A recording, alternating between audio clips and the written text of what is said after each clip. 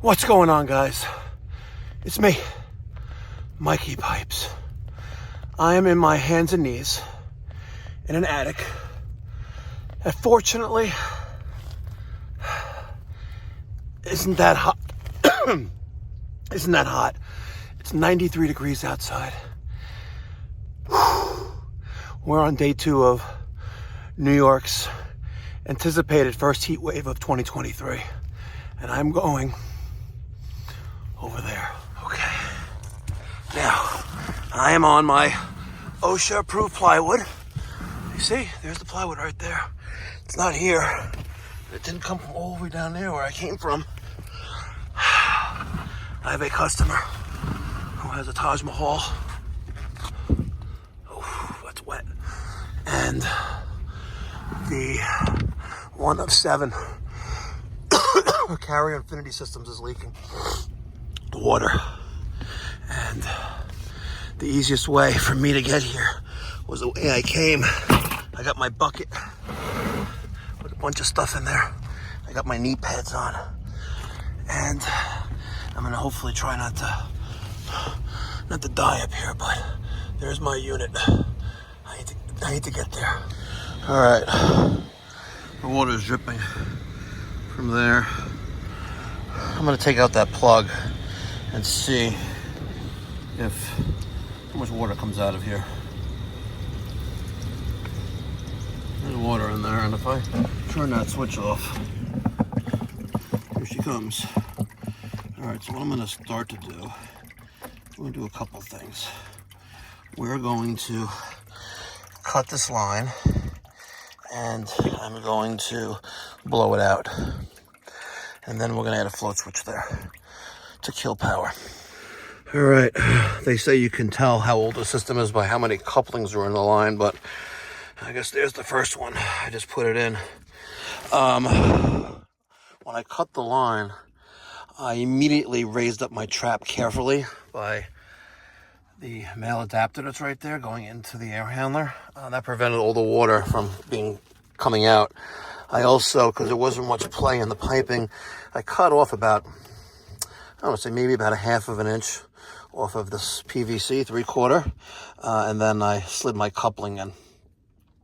Right now, I just added my male adapter right there, and that's going to accommodate my float. And you want to make sure you thread that on first rather than gluing this in first, because you're not going to be able to spin that on. All right, so a word of the wise. Been there, done that, guys. You know you've been there, done that too in this balls hot attic. Oh, God. All right, there's my switch. My wire, I wish there was a hole right there in the bottom. But my wire isn't long enough, and literally, if you saw what I went through to get up here, you wouldn't blame me. So I'm just going to leave the wire going this way. I have just enough slack to get into that hole, and I have my 2 Wagos right here. We're going to cut the red wire right now. Okay, I'm going to cut the red, and that's going to kill signal, I believe, from my board going to my outdoor condensing unit, since it is a communicating system, to my outdoor condensing unit and my thermostat, my Infinity Touch thermostat. And I may clean this off and see if there's another option, but I think that's what I'm working with right now. All right, so all I did was cut the red wire going from A, all right, that was going to my communicating thermostat, my communicating condenser, and I just cut the wire and I added the float switch right here. So that's powered now. You can see the orange and the green light. I'm gonna call the homeowner and have him check the thermostat. Man, that was rough.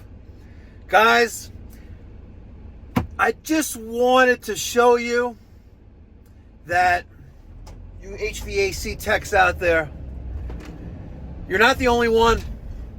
Even the boss himself gets up in those attics. And if your boss doesn't get up in those attics, maybe he did his time already. Right? But I like to lead by example and do as I do and not do as I say or ask. If my guys are going to go into a crawl space or an attic, you know I'm going to go into a crawl space or an attic. If we're busy, you know that I'm going to hop out of the pool, throw on my pants, throw on a shirt. I was home. Look at this. I knew I was going into an attic. I threw on a regular shirt because I knew I was going to be dying up there. And I am schwitzing like a mamzer right now. If you guys don't know what that is, Google Translate. Schwitzing like a mamzer. You guys can figure it out. Catch you in the next one. Smash that thumbs up button, guys. And remember, stay hydrated.